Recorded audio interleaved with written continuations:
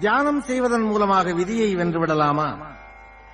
விதி விதி என்று இந்துக்கள் சொல்கிறார்களே, அந்த விதியை தியானம் வென்றுவிடுமா என்றால், விதியை தியானம் வெல்லுகிறதோ இல்லையோ, ஒரு கட்டுப்பாட்டுக்குள் கொண்டு வந்து நிறுத்துகிறது. அந்த விதியை ஏற்றுக்கொள்ளக்கூடிய பக்குவத்தை உனக்கு தந்து விடுகிறது. எல்லாமே உனக்கு விதிக்கப்பட்ட விதிதான்.